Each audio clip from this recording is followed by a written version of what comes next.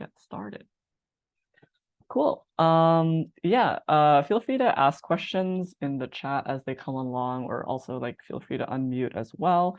And just a little kind of like self-plug slash friendly reminder, the second file review session is going to be today from 2 to 3 p.m. in VLSB 2050. So like the same place that lecture usually is. And I'll be there with some other TAs and tutors to go over SQL, iterators and generators, efficiency, and exceptions. So yeah, let's get started. And then yes, I've already started recording, so I think we're good to go. Okay, great. So first, let's do some kind of conceptual review, and then we'll go over some past exam questions. So first off, like, what is OOP? Well, OOP stands for Object-Oriented Programming. And there's a lot of like terminology that comes with OOP. One of those terms is classes. And you can kind of think of classes as blueprints for instances of that class, which we call objects. Every class represents kind of like this overarching type or like a category of objects. So for example, like we could have a car class, and then a specific object could be like a Ford Explorer or like a Honda Odyssey. And every class has attributes and methods that describe the characteristics of the class and the behavior of the class. Okay, so going back to the example that I was saying before of cars, we have like the class, which is, you can think of as like the blueprint for the car, the constructor or like the init method, which we use to create the car object. An instance of the class is like an individual car.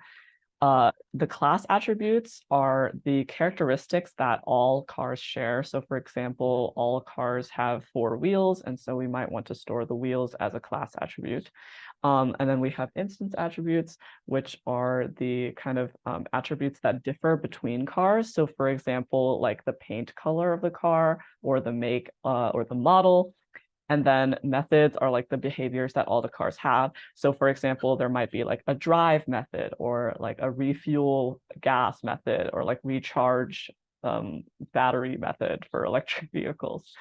Okay, cool.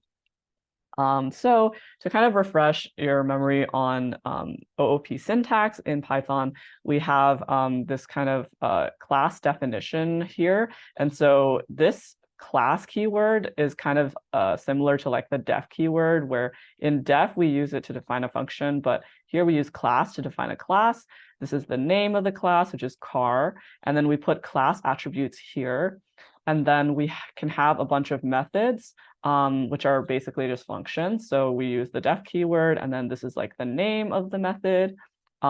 Certain methods are kind of like special. So for example, the init method is called the constructor, which is called when you create a car object. And then remember that all of the instance methods, so in this case, init and repaint are both instance methods of the car. The first argument is always going to be self, and self refers to the object itself. So that's a little bit confusing, but I guess to clarify, when you're initializing a car, for example, you pass in the color, brand, and model of the car. And then here we're saying like we set the fuel of this particular object, right? So like self.fuel is set to 10. If we just did fuel is equal to 10, then this variable would kind of like disappear after the init method like frame exits, but we want it to be able to persist, right? So that's why we store it as an instance attribute instead. And then here we have repaint, which just sets the new color of the car. Okay, cool. And then over here to kind of like review very quickly, this is like example of using the car class that we defined previously. So which is like, it's over here for your reference, but here we're creating a new car instance. And the car's color is green, the brand is Lambo, and the model is IDK. And so if we try to access the wheels attribute of my car, it will give us 4 because there's 4 wheels. And then the color of the car is green. If we call repaint with the argument blue, then if we do myCar.color, it will give us the string blue. And then similarly, if we repaint it to red, then myCar.color is going to be red. Okay, cool. Does anyone have any questions so far on like OOP stuff? Feel free to ask in the chat or unmute.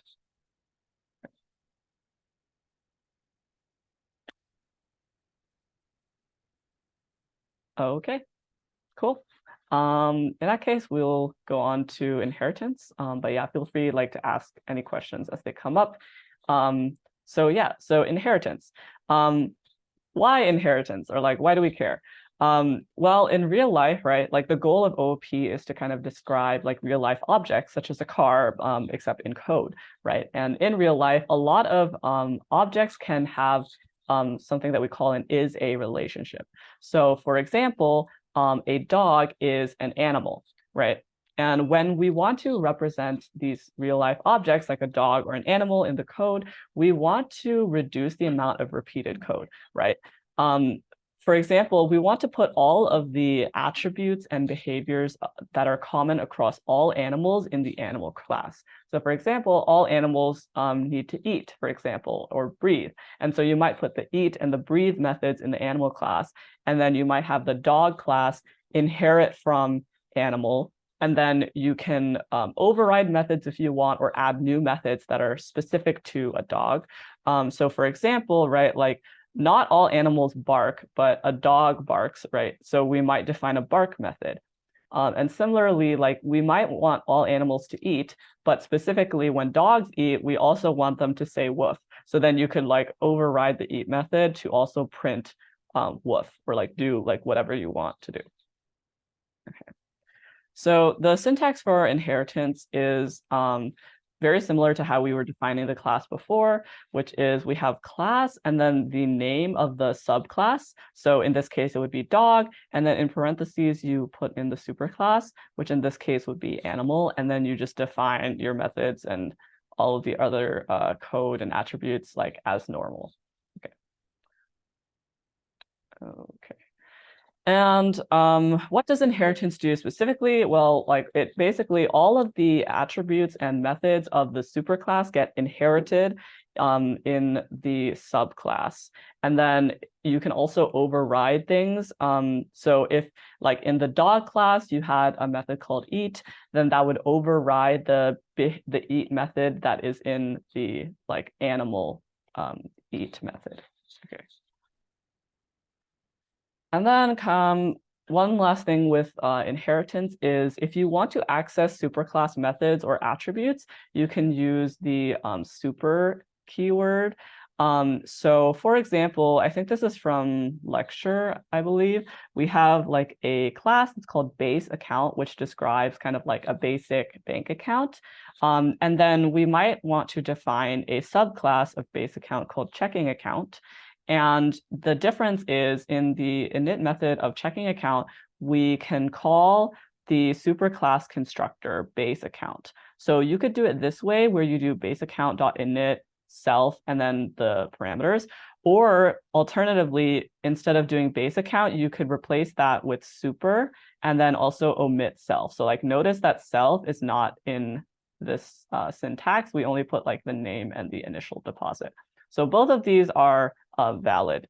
I would say personally, I like doing this just because it's clearer that you're accessing a superclass method, but either is syntactically correct and they are equivalent.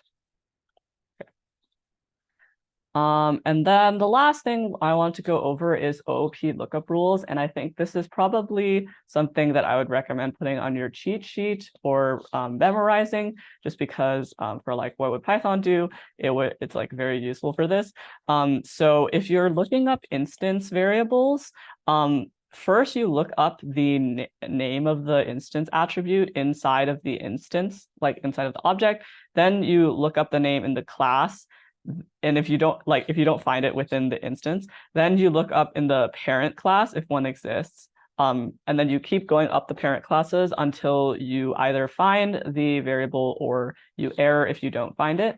And then similarly, if you're looking for a class variable, you do the same thing. Like you look in the the first class, I suppose. And then if you don't find it there, then you look up in the parent classes like recursively until either you find it or you don't find it and you error. Okay. Unfortunately, I don't know if we have enough time to like do an example of OOP lookup rules, but you can probably find a problem that does this either in like discussion or past exams. Okay. Okay. Yeah, so before we go into the practice problems, does anyone have any questions on inheritance or like anything from the conceptual review part? I have a question. Yeah, sure, go for it.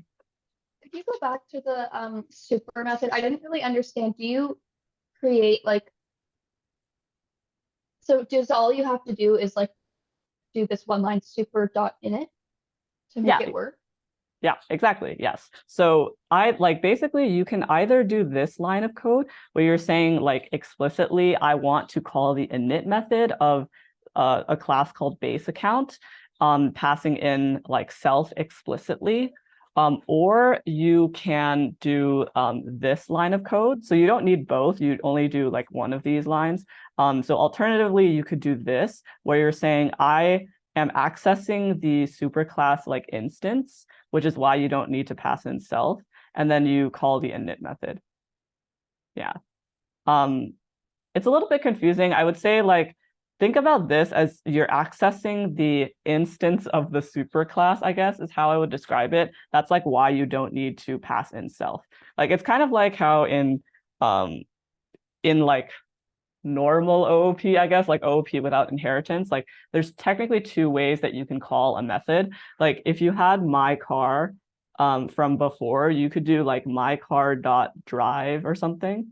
Or I guess the method that we had was like repaint, right? So you could repaint it to be like blue, or you could do car dot repaint my car blue. So like this is kind of analogous to this line, and then this one is kind of analogous to this line, where in this instance, you're saying, I want to call the repaint method from the car class specifically on this car instance, which is my car. Whereas this one, you're saying, I want to repaint my car to be blue. They're both equivalent things. It's just like different syntax to do the same thing. Yeah. Does that answer your question? Yes, thank you. And then, yeah. But you also, why don't you have to put type, like when you're creating a checking account, is it going to ask you for a type argument too? But you just don't need to put it in the super because it's not part of the old one?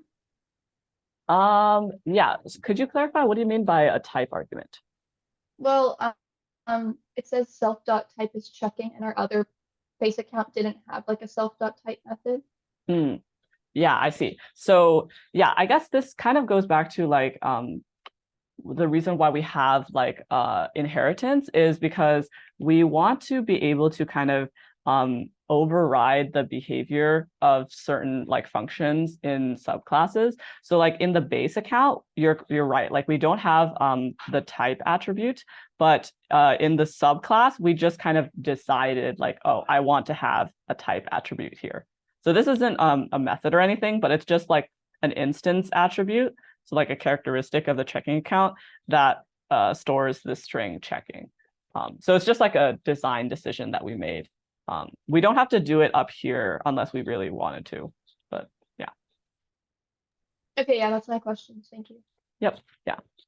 Okay, and then there's another question in the chat. So once you do super, then you get access to all the variables and methods of the superclass, right? Yes, yeah, exactly. So the super method is not limited to just calling like init. You could use it for like anything else. So you could do like super like dot I don't know, like if the base account had another method called like foo, like let's say there was like def like foo self, right? And it did like something random, I don't know, then you could do super.foo in order to call the foo method from the superclass.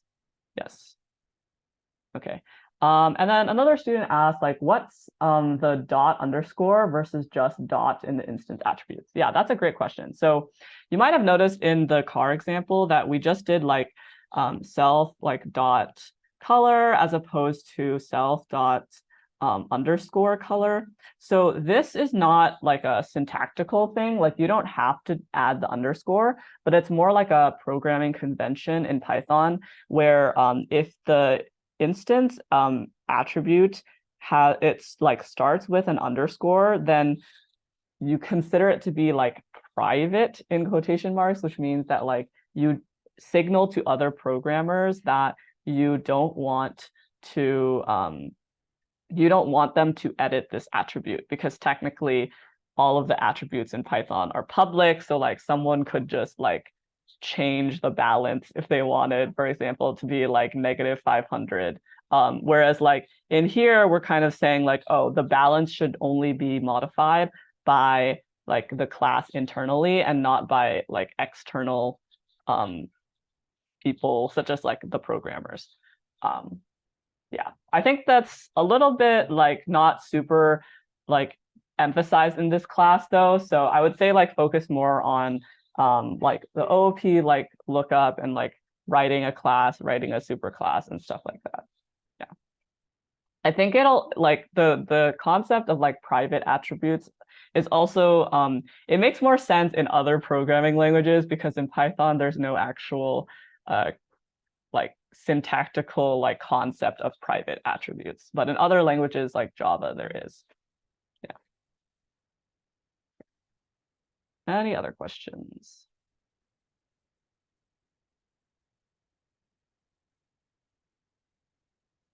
Okay, cool. In that case, yep, no problem. Okay, yeah, so let's go through the practice problems. So the first question that we'll work on is question 10 from the final in last semester, spring 2023.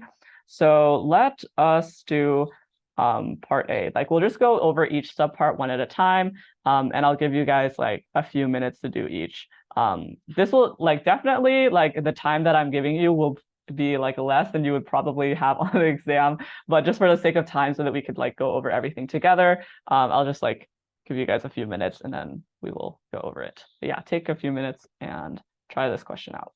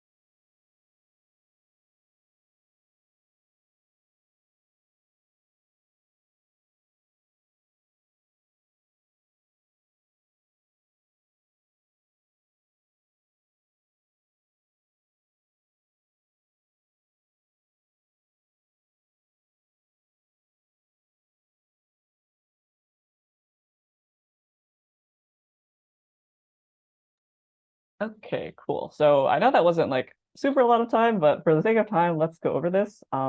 And yeah, just remember, this is all recorded as well. And if you have any follow-up questions, feel free to ask in chat or unmute or also ask on the ed thread. But yeah, let's get started. So question 10, final countdown.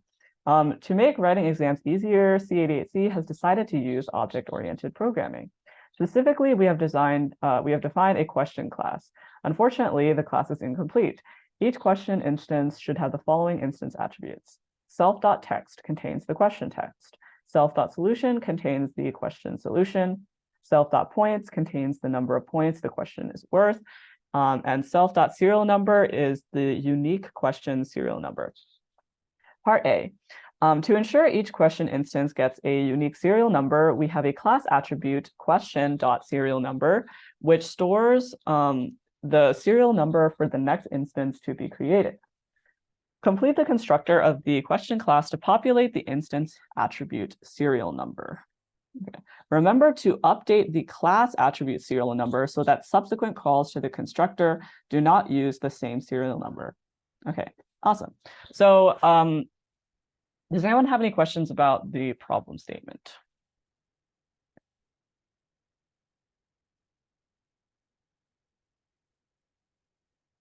Okay, cool. In that case, does anyone have any ideas on what would go in the first blank? A hint is I've underlined in blue the two things that we need to do for this question. Okay. Also, someone asked in the chat, so are we supposed to give a unique serial number for every instance? Yes, that is correct. And also, if you look at the class that is given, note that the serial number like class attribute starts out as like 1000.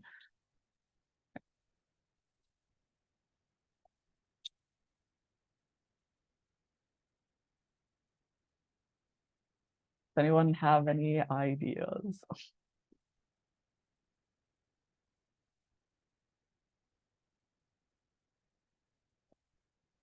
Yeah, so essentially what we're doing here is that what we can do, kind of like a simple scheme for assigning unique serial numbers, is that we can take the current serial number that's in the class attribute, which we can access with question.serial number, and then we assign that to self.serial number. And then at the end, we just increment the class attribute serial number. So what would we do then? We would do question dot serial number. And then we need to make sure we update the class attribute so that the next time the init method is called, self.serial number will be the next serial number. So we do question dot serial number plus equals 1. Okay, so you can kind of see from this code that the very first question that we create will have a serial number of like 1000, and then the next one will have 1001, and then the next one will have 1002, etc. And you can see how this would result in unique serial numbers, right? Because we always increment each time. Okay, any questions on part A?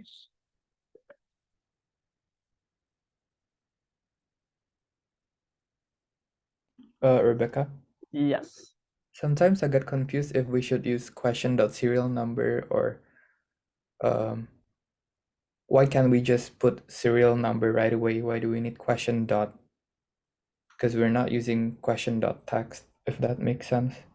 Yeah, that's a good question. So the reason is because there's kind of like three things that we're dealing with in OOP when we're talking about like variables. We have kind of like the like local variables, I guess. And then we have instance variables, and then we have class variables. So what do I mean by local variables? So by local variables, I kind of mean like your run-of-the-mill variables, like the regular ones that you've seen so far, where they only exist like in the current frame that you're in. So for example, like text, solution, and points are all like local variables, right? They only exist when you open the init frame.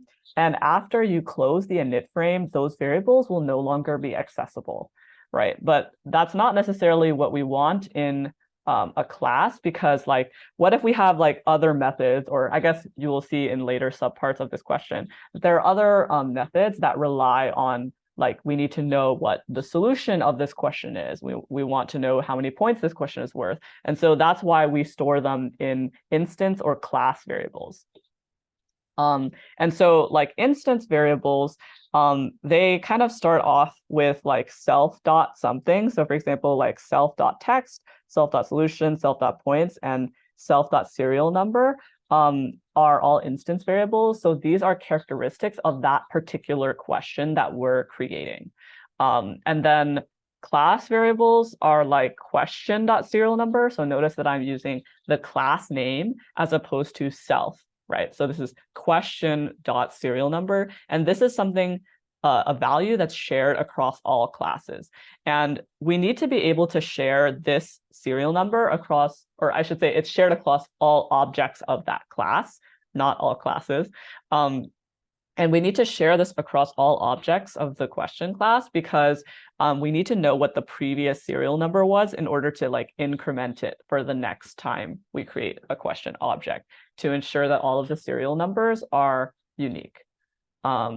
So, and then in order to answer your question about like, how do I decide like which variable I need to use? So in this case, like, I would say like, if you read the problem statement like carefully, like you'll notice that it says to populate the instance attribute serial number. So that means that you are editing this, like you're updating the self.serial number, and it says like we have a class attribute question.serial number, which stores the serial number of the next instance to be created. So it tells you actually that we need to use question.serial number in order to set self.serial number. Okay. And is it because serial number is not inside the init? Yes, yeah. Like if the variable is like outside of a method, then and inside of the class, and it's a class attribute. So we use class dot whatever we need. Yes, like in this particular case, we do like the class name, which is question dot serial number. Okay, thank you, Rebecca. Yep.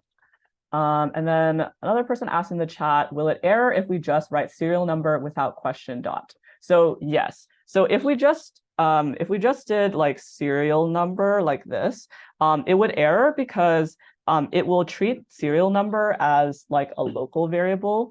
And you can kind of see in this frame that there is no variable that's called serial number, right? Our parameters are called self, text, solution, and points. There's no like serial number, and there's no like serial number like that we create up here, for example. So it will error and say like, oh, like serial number doesn't exist. So you have to tell Python specifically that like, I want the serial number of the question class. Okay. And then another student asked, could you increment in the first line and then in the second line, assign the question.serial number to equal self.serial number? Yeah, so I guess to answer the first part of your question, like we could switch like these two lines, and like theoretically it would still be fine because all of the serial numbers will be unique. It's just that like now the first serial number will just be 1001 instead of 1000, but that doesn't like really matter. But I guess like because this is an exam question, you need to make sure that it like fits the skeleton code. So because the skeleton code starts out with like self.serial number equals, you would need to assign it first and then increment. And then like for your second question about like, could we do this instead, which is like question dot serial number is equal to self dot serial number. So this is actually not going to work. It's going to be different from this because in the first line of code here, like we're saying that we are setting the instance serial number to be equal to the class serial number. But here we're saying I want to set the class serial number to be like self.serial number. And so self.serial number will not actually like exist yet, because like here we're setting self.serial number first. But if we don't have this line of code right here, then self.serial number will not exist as an instance variable. Yeah. Oh, you're saying what if it was the second line? Oh, so are you saying like, let me erase this. So are you saying that we should do like it would be like this, like question dot serial number is equal to self dot serial number. Oh, and you added one. Okay, I see. So you, instead of doing this, you do like self dot serial, or I guess we would be doing question dot serial number plus equals 1. So is this what you're saying? Like we increment the class serial number and then we do class serial number equals instance serial number.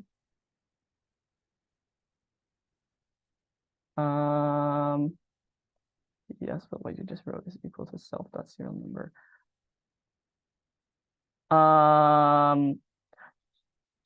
Sorry, what do you mean by what you just wrote is equal to self.serial number? Which thing that I wrote? Or like, are these the two lines of code that you're suggesting? Or self.serial number is equal to question. Oh, okay, I see. So you're saying we do self.serial number is equal to question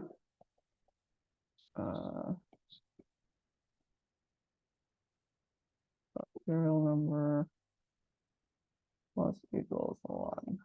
Okay, I see. So I guess yeah, so I like your train of thought. I think like you have like the right approach or like the right idea about like the two things that we need to do. But there's a couple of issues here. So like for example, we aren't allowed to use like the plus equals operator inside of like an assignment.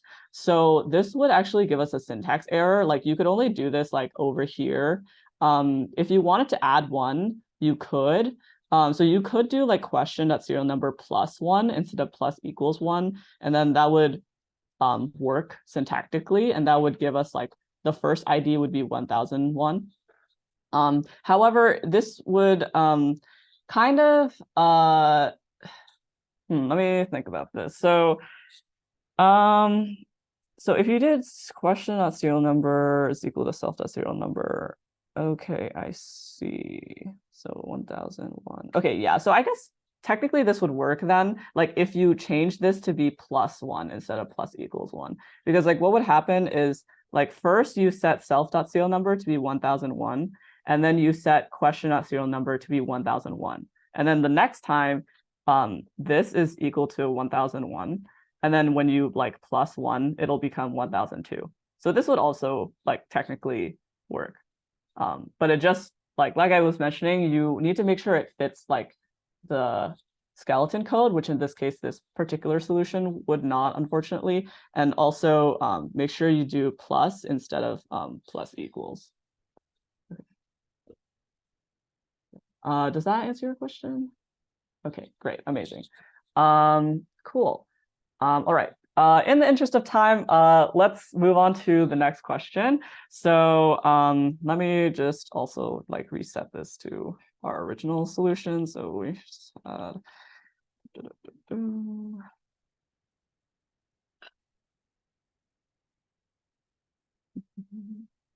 I'm just gonna reset this.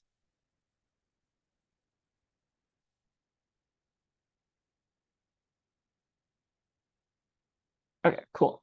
So yeah, let's go over, yeah, so this is the full solution part A. And then part B, in addition to storing question information, we want to be able to grade questions. Implement the method grade, which accepts student solution as an argument. If student sol is equal to the question solution, return the points that the question is worth, else return 0.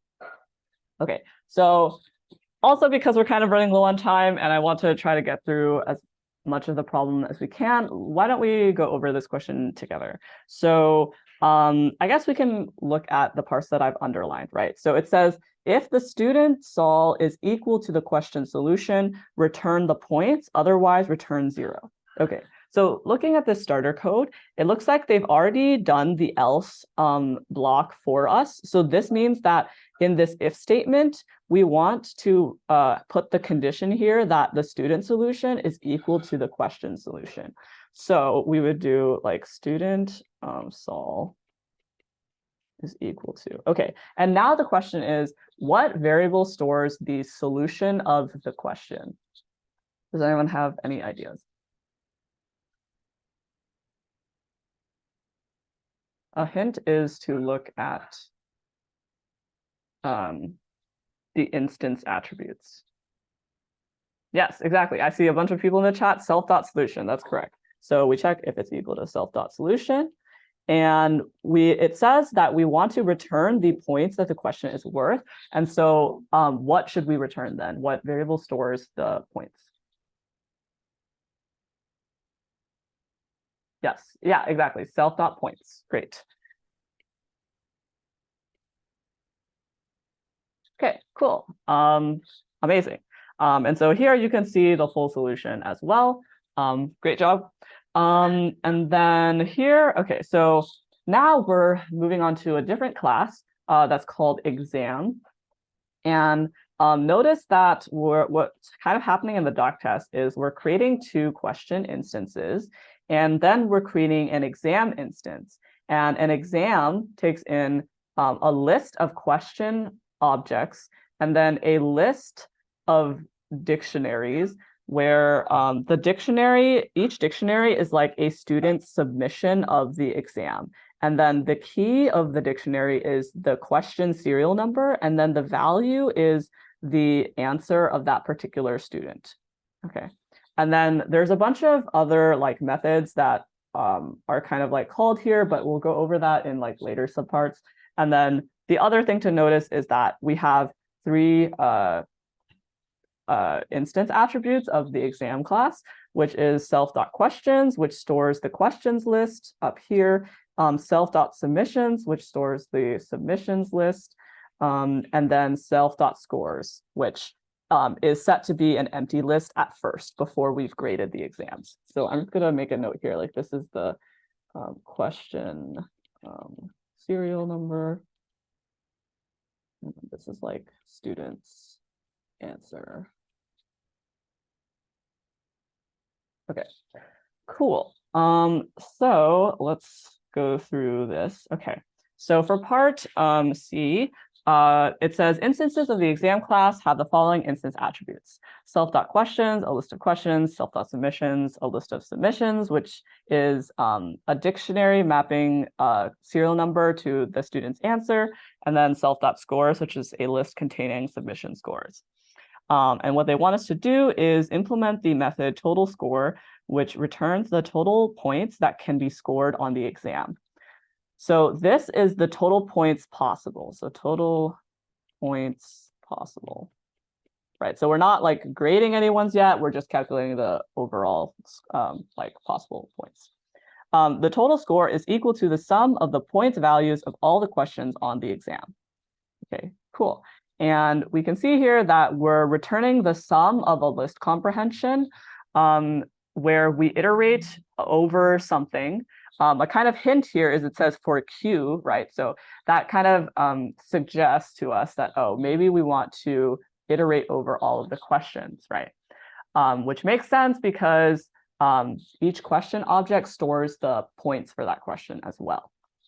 Okay, so does anyone have any thoughts on like what should we put in this second blank here? Like what is the thing that we're iterating over?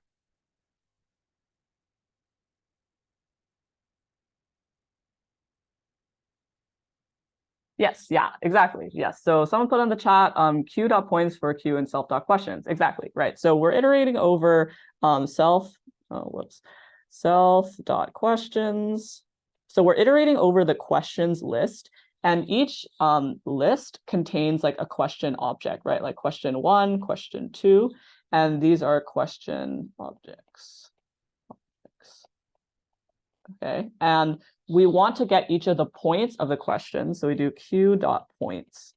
And so in the doc test, right, like question 1 is worth 2 points and question 2 is worth 1 point. So essentially what is being created in this list comprehension is the list 2, 1, right? Because question 1 is worth 2 points, question 2 is worth 1 point, and then we're taking the sum of that, which is 3, which is indeed what we want.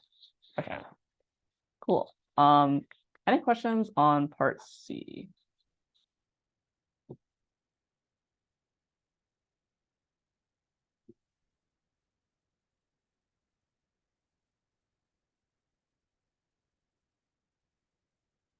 Okay, cool. Okay, whoops. I think I put this slide twice. I will fix that later. But yeah, so this is the full solution, which is exactly matching ours. Great. Okay, and then let's do part D. So part D says implement the method grade submission, which takes in a student's submission and returns the score the student scored. As mentioned previously, each submission is a dictionary mapping a question serial number to the student's answer. Each submission will contain all questions on the exam. Okay, so we're grading a single submission here, right? And remember, the submission looks like, I don't know, like 1,000, and then like their answer, and then like 1,001, and then like a different answer, right? And we want to return the score of that. So we can kind of observe the skeleton code here. We have a score variable, and we're returning that variable at the end. So that tells us that we should kind of like be putting the student score in this variable, right? Because that's what we're supposed to return. Okay, and then we also see that there's a for loop here, and inside of the for loop, we're incrementing score by some amount. Okay, so does anyone have any ideas on how we could, or like what we should set score to initially?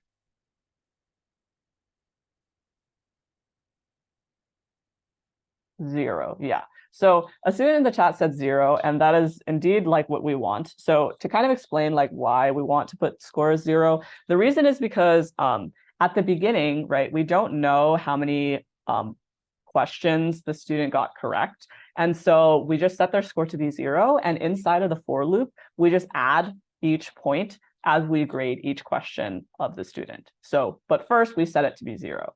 Okay. Then the next thing that we want to do is we need to iterate over something, right? What is the thing that we want to iterate over? A kind of hint is that we want to grade each question that the student did on the exam, right? And it guarantees to us that each submission will contain all questions on the exam. So based on that, like, what do you guys think we should be like iterating over?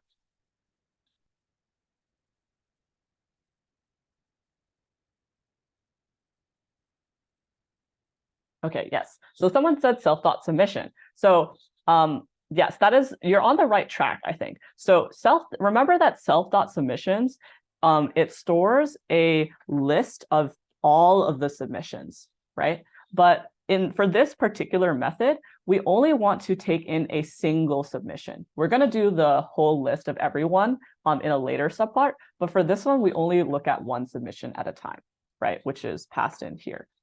But within that submission, what do we need to iterate over, right? Because like, remember, an exam can have multiple questions, right? And we want to be able to grade each question. So what should we iterate over?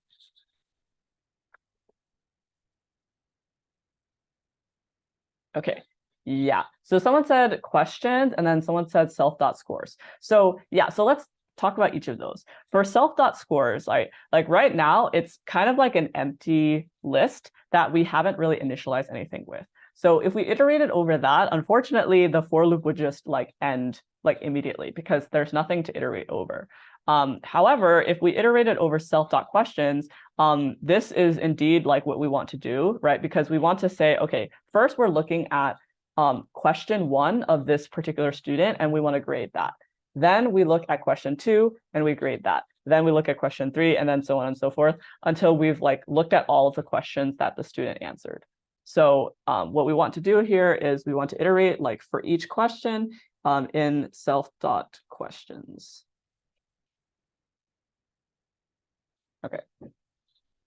And now we want to update our score, right? So I guess the question is now, how do we update a score, right? Well, when you're grading an exam, right, you want to check if the student's answer is equal to the answer key, right? And if it is, then we give them the points. Otherwise, we don't give them the points, right?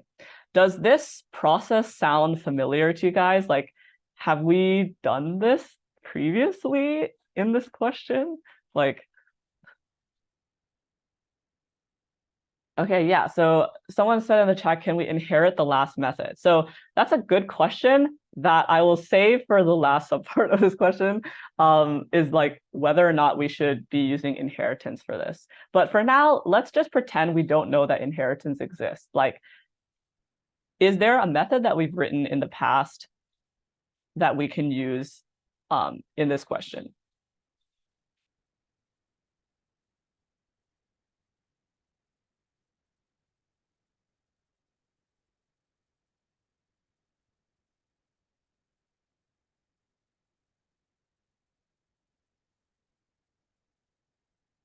Yeah. So someone is saying like, oh, in the skeleton code, it mentions that we should use the grade method. Yes, exactly. So if you remember in part B, yes, yeah. So in part B, right, we created the grade method, which is a method in the question class, right? And it takes in the student solution and it returns the points if they got it correct or 0 if they didn't get it correct, which is exactly what we want, right? So what we can do is we can call the grade method on the current question object, which is called Q, right? So we do Q.grade, and then we pass in the student's solution. So how do we get the student solution? Well, if you remember, we have the submission of the student, which is a dictionary that maps the question serial number to the student's answer, right? So we need to get this value, right? The value in the dictionary. And so what we can do is we do submission, which gets us a dictionary. And then we need the question's serial number, right? So we do Q.serial number, right? And then that will give us the student's answer. Okay. Yeah. Okay, yes. And then so someone asked, like, why is it not self.submission? Okay, so self.submissions is a list of multiple student submissions. This is a list containing multiple dictionaries, right? However, in this particular question, we're only looking at a single submission instead of all of the submissions of the entire class, right? And so that's why we're using this local variable submission instead of self.submissions, plural. Okay.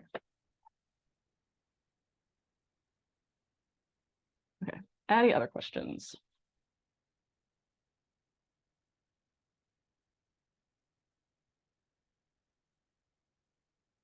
Okay, cool.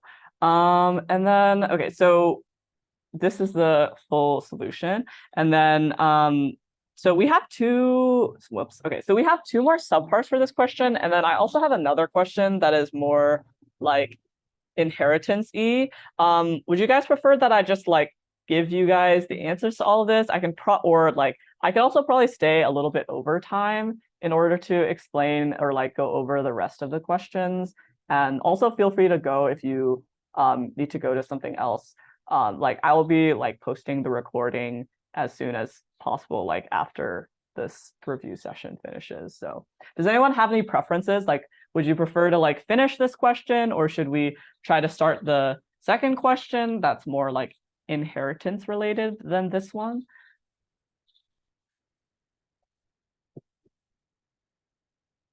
Okay, we have a vote for inheritance. Okay. Any other thoughts?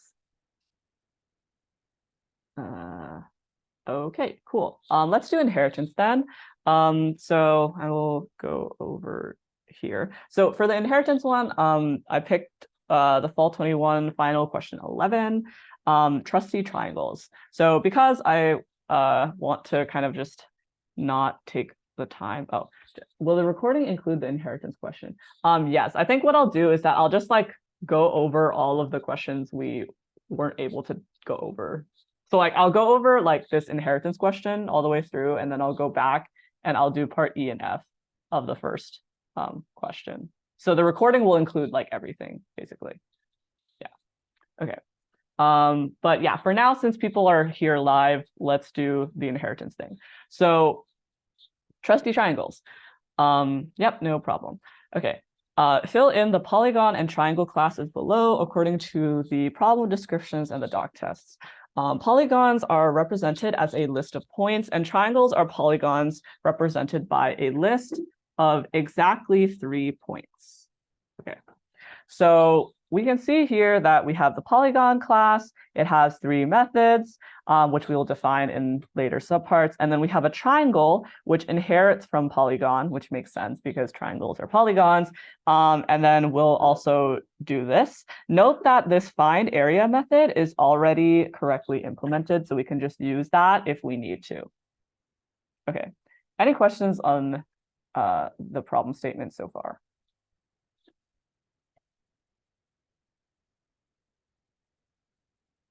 Okay, cool. So for part A, first complete the init method so that the class attribute shape counts stores key value pairs where the key is the number of points and the value is the number of polygons created with that number of points.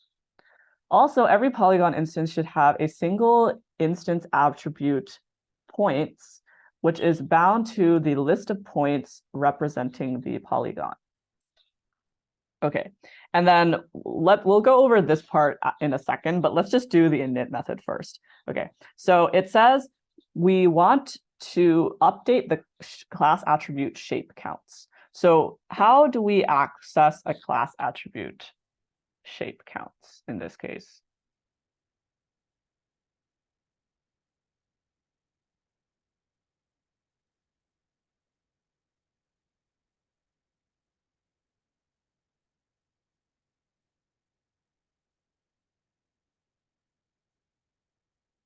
So remember that shape counts is defined in the polygon class.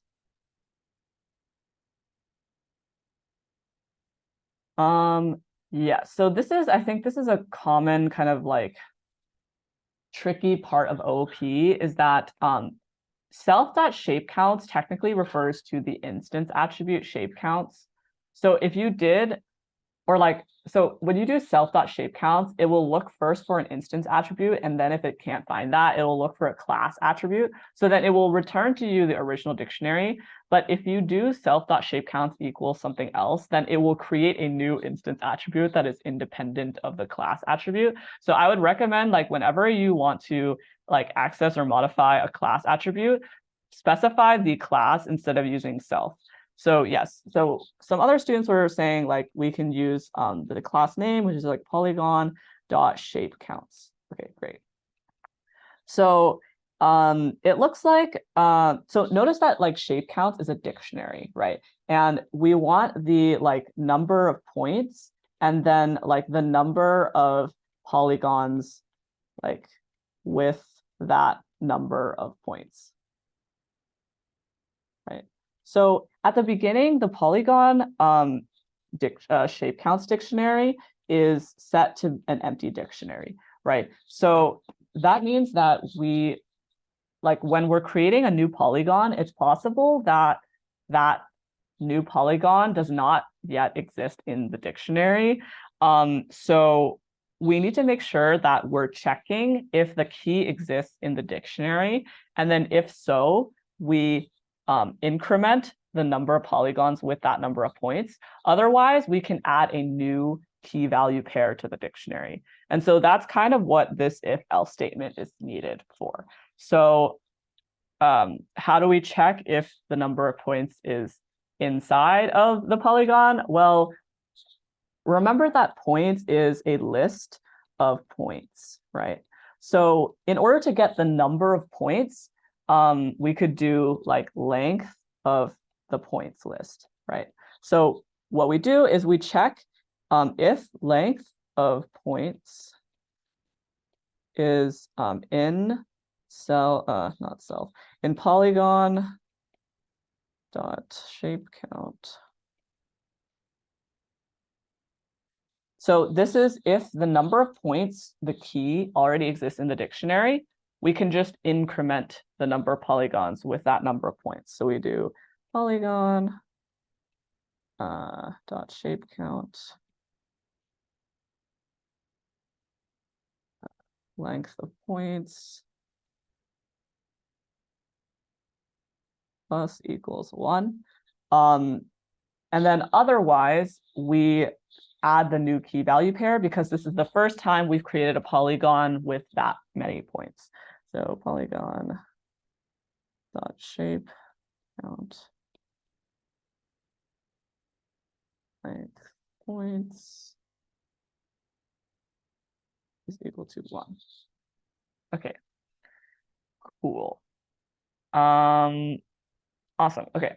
And then the other thing that we need to do in this init method, besides updating shape counts, is that we need to make sure that every polygon has an instance attribute points, which is bound to the list of points. So what should we put here in this line?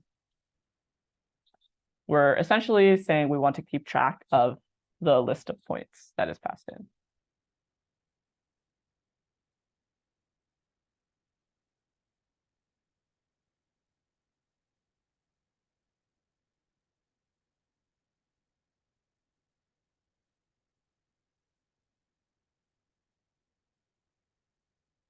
Yes, yeah, exactly. Self.points is equal to points. So we're just creating an instance attribute, which is self.points, and we're setting that to be the list of points that is passed in. Yeah, exactly. Okay, cool. Any questions on the init method?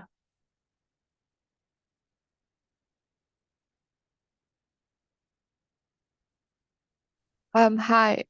Sorry, this question is not like specifically directed towards OOP, but I was just wondering whether you can like just quickly go through like how do we check whether something is in the keys in the dictionary or like the values of the dictionary or like in both. Like I kind of forgot about those. Yeah, thank you. Yeah, sure, of course. So a brief aside of like how to check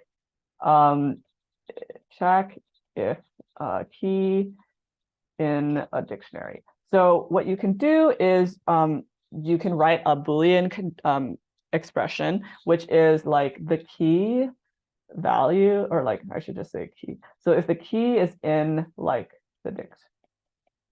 So for example, like here we are saying the key is the number of points, right? So we did length of points, and then the in operator is used to check if some value is in some like data structure, and then you do like the name of the dictionary, which in this case is polygon.shapeCount. You could also do this. This is equivalent, but it just means there's more typing. So you could do like in dict and then use the dot keys method. So that's another way to do it. Yep, no problem. Thanks for coming.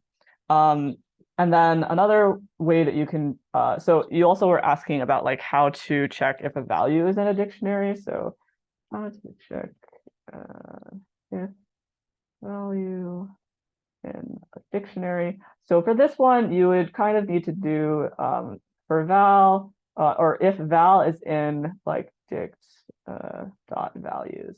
So you would use like the dot values method. Yeah. The other way, I guess, that you could do is that you could do a for loop, and then you just check like if the value is equal to the current value.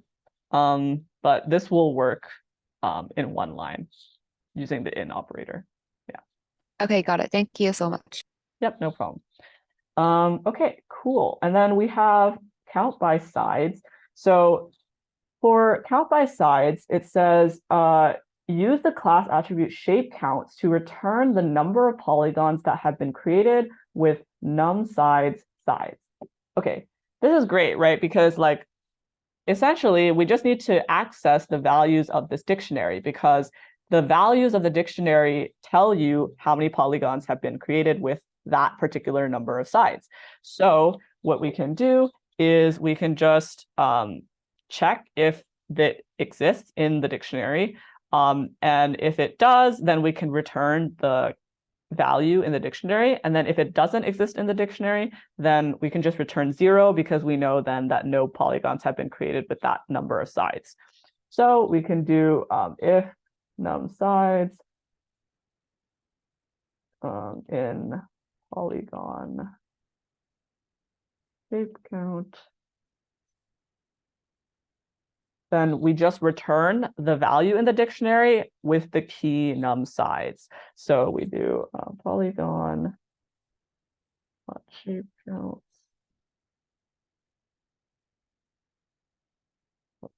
num sides.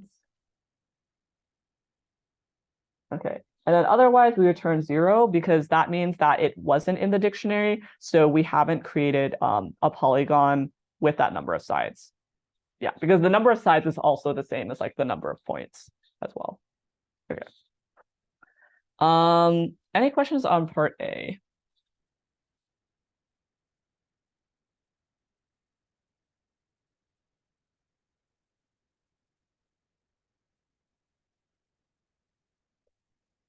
Yep, thanks for coming.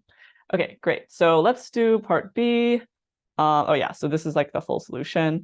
And then for part B, it says complete num tries created so that it returns the number of triangles that have ever been created. Note that you may not need to use all lines for a correct solution. Okay, so notice in the doc test, we have created a square polygon and we've created a triangle. And what we want is for num tries created to return 1, because we've only created one triangle so far. But then if we create another triangle, then num tries created should return 2, because we've created 2 triangles overall. Okay, so I guess my question is there something that we have already done that keeps track of the number of polygons that we have created with a certain number of sides?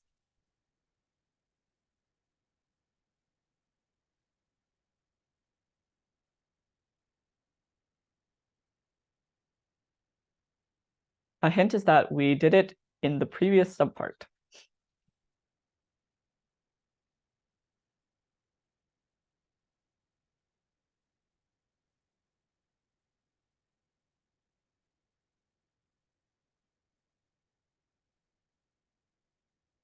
Yeah, so for the sake of time, essentially with what we did in the previous problem, we created this count by sides method, right? So this returns the number of polygons that we've created with that number of sides. So we can just use that for our triangle like num tries created method and just pass in num sides as 3, right? Because triangles have 3 sides. So we can just do return polygon dot what was it?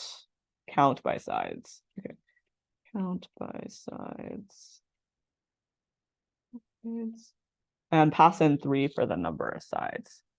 Another thing to note that is kind of different from some of the OOP that we've done so far is that notice that this count by sides is a class method. It's not an instance method. So you don't need to pass in, you don't need to do like self.count by sides. Actually, if you did self.count by sides, it might error. I'm not sure. I'd have to get back on that. But because this method belongs to the class, like it doesn't belong to any particular like object.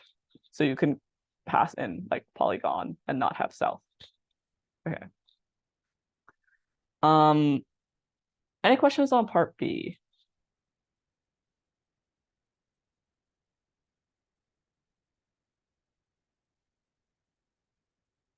Okay, cool. So yes, that is the solution. And then now we have our last subpart here, which is complete the find area function so that it returns the area of the polygon. Crucially, you may assume that the list of points in the polygon are ordered in the counterclockwise direction. So the circled integers in the drawing indicate the index corresponding to the point in the points list.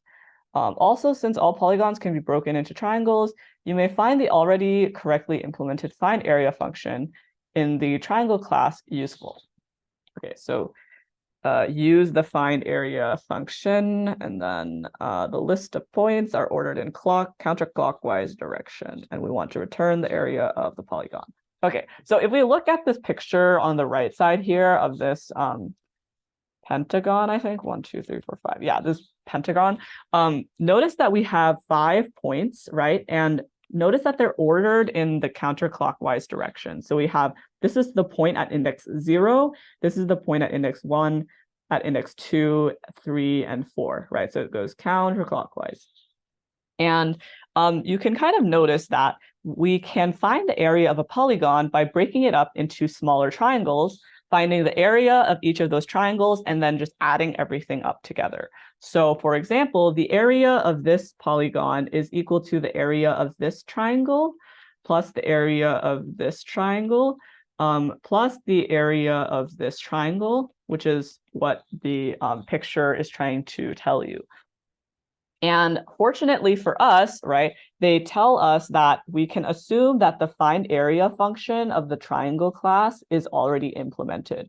So the procedure is essentially like break up the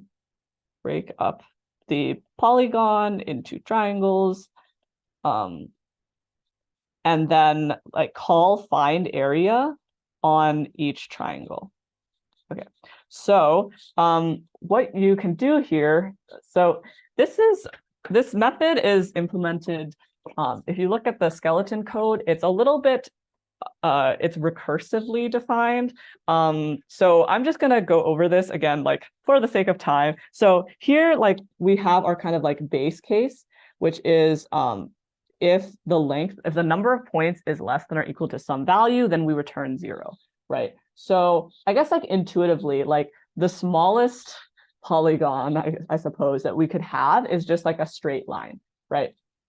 Because 2 points, like that's like the smallest you could get, I guess, right? So or anything that's 2 points or less is the smallest polygon you could have, because there's like no shape at that point, right? And so because there's no shape, the area would be 0, right? And so that's why we would return 0 for the area. So if there's 2 points or less, then we return 0 area.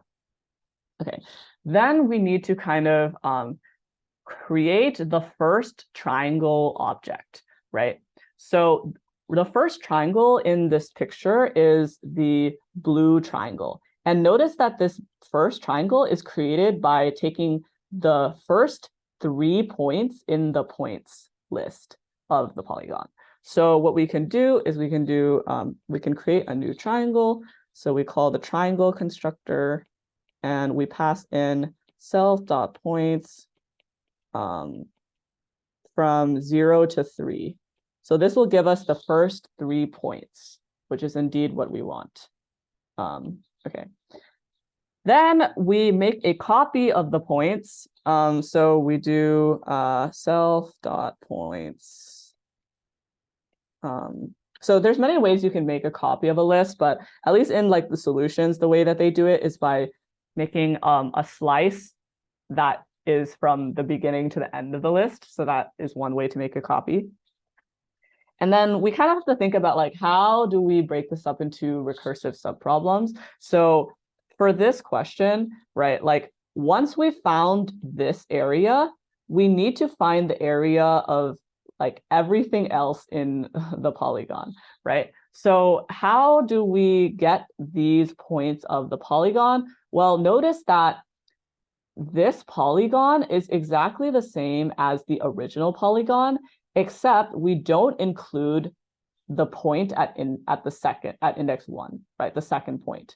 And similarly, like when we look at this polygon, we're finding the area of this first triangle, and then we find the area of the rest of the polygon, which we skip this second point and we now find this area, right? And then eventually we'll skip this second point, and then we have 2 points, at which case we've reached our base case and we return 0. And so what you do essentially is you want to pop the point at the second element of the points array, which is at index 1. So you pop the element at index 1, and then you want to return the area of the first triangle. So first triangle, okay, dot find area. And then you want to recursively calculate the area of the rest of the polygon, which in this case is like a new polygon. So polygon, points copy, and then you call like find area of that. Okay. Yeah, so yeah, I know that was a lot. So any questions on part C? Yeah, there's a lot of moving parts there, but yeah.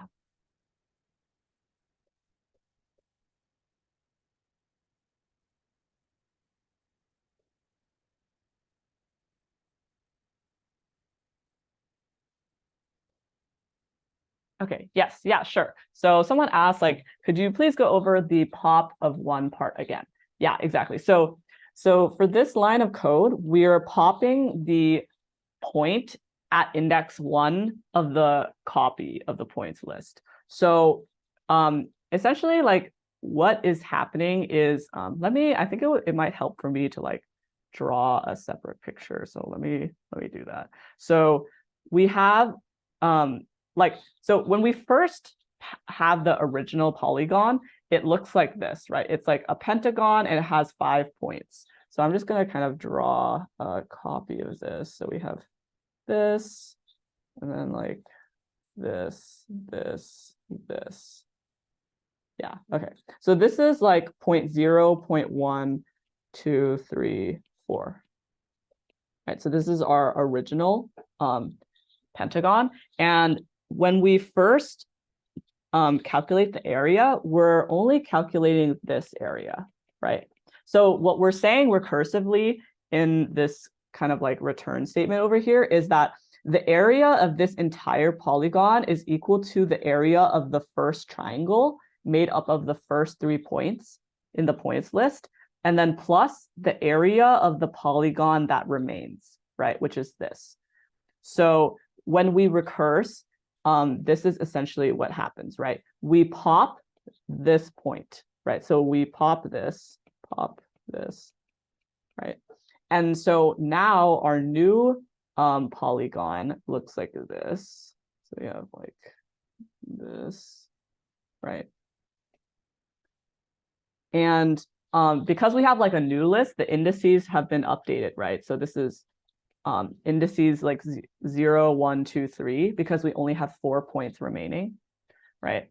And then now you can see that once again, we recurse, so we do the same thing because we haven't done our base case. So we find the area of the first triangle of this new polygon, which is formed like this. So this is the green triangle. Yeah, the green triangle. Okay. And then we're saying that the area of this triangle is equal to this, the area of this entire polygon is equal to the area of the first triangle plus the area of the remaining polygon. And then we pop this, and then it becomes it becomes this. Or like, let me draw that a little bit better. So it's like this, right? And so this is now our new polygon with 3 points. and then we find this area, which is the red one. And then we do, then we pop this. So pop this. And then it becomes 0, 1 here. And so notice that we've reached our base case because there's only 2 points, and then the area is 0. And then we just go back up.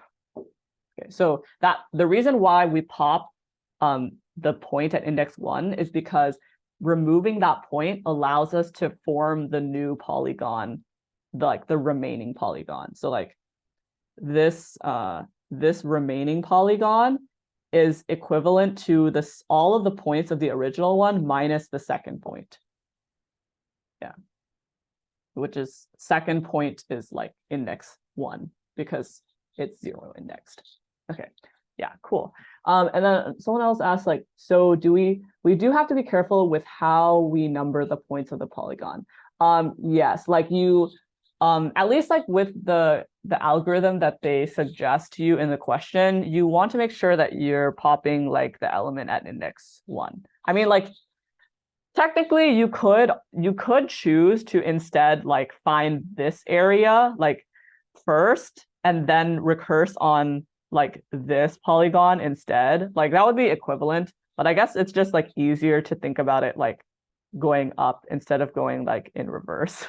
Yeah. So yeah, like theoretically you could find areas of like different triangles, but the process that they suggest to you, I think, is like the most straightforward approach. Yeah. Okay. Okay. Cool. Any other questions? Do we have to come up with such an algorithm on the exam? So usually for exam questions, we try to focus on testing your knowledge of the concepts as opposed to your knowledge of like random math tricks. So I think like I personally would not really like this question, like, or like if I was like reviewing this question, I would say like, oh, we should probably make it a little bit less like a math trick and more like focused on the OOP concepts. Like basically like if there's anything that that you need to know to answer the question that's not covered in the class, it will be given to you. And if it's not immediately clear, then like feel free to ask for a clarification because otherwise that would be unfair. Okay. And then another student asked, like, why is it necessary to create a copy of the points? If we change self-dot points directly, would it still work? So the reason why we create a copy of the points is because when we're calling like find area, we only want it to return the area and we don't want it to mutate self-dot points, because when it mutates self-dot points, yeah, exactly. So yeah, it's because we don't want to mutate the list, like the original list, because we want to keep the polygon the same. Because like otherwise, if we like removed like this point, for example, then now this pentagon is no longer a pentagon. Yeah. So it just kind of like messes with our original shape. Okay, cool. And then for the sake of time, because I know I've gone like very over time, let's go over like E and F really quickly. Also feel free to leave if you must go. Everything is recorded, so yeah. But yeah, so let's go over part E of the previous question. So it says implement the method grade all, which adds the overall scores of all of the submissions to self.scores list. Okay, the grade submission method will be useful here. Okay, so if you remember in part D, we created a method in order to grade a single submission, right? So now all we have to do for part E is we just need to iterate over all of the submissions and then call the previous method that we wrote. So what we can do is we can say like for S in self.submissions. So we're iterating over all of the submissions. We want to append to self.scores, right? Because it says in the question that we are updating the self.scores list. So self.scores append.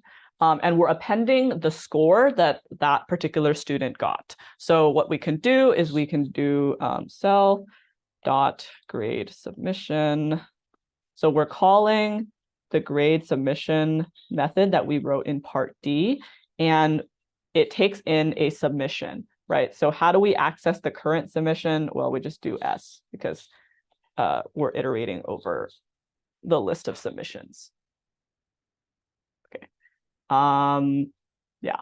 So I know I went over that like very quickly, but does anyone have questions on part E?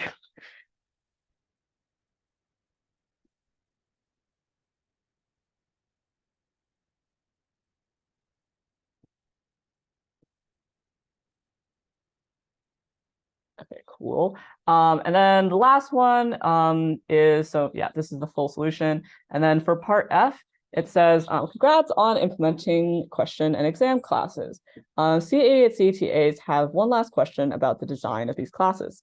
Currently, neither question nor exam inherit from each other. Should question be a subclass of exam? Okay, so I'll let you guys answer this, or you don't have to write the entire thing in the chat, but maybe just say like A, B, or C. Like, what do you guys think?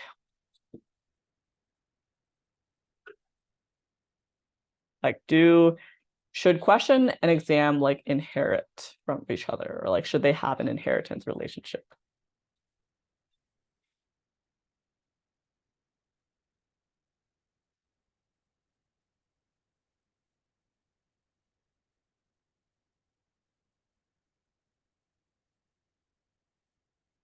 You can also say, I don't know, if you're not sure. Okay, so we have a vote for B. Okay, both votes for B. Okay, yes, that is correct. So it is indeed true that they should not have an inheritance relationship. So remember that for inheritance relationships, it should be an is-a relationship, right? So like a dog is an animal, and therefore dog should inherit from the animal class. But in this case, a question is not an exam, and an exam is not a question, right? So they should not have a relationship, and thus like we don't want like questions to inherit from exam, because exam has a bunch of methods that are like totally irrelevant to questions, right? So yeah, okay, awesome. But yeah, that basically is the end of the review session. If you have any questions, feel free to post them on Ed, and then I will post the recording in a bit. But yeah, thanks for coming.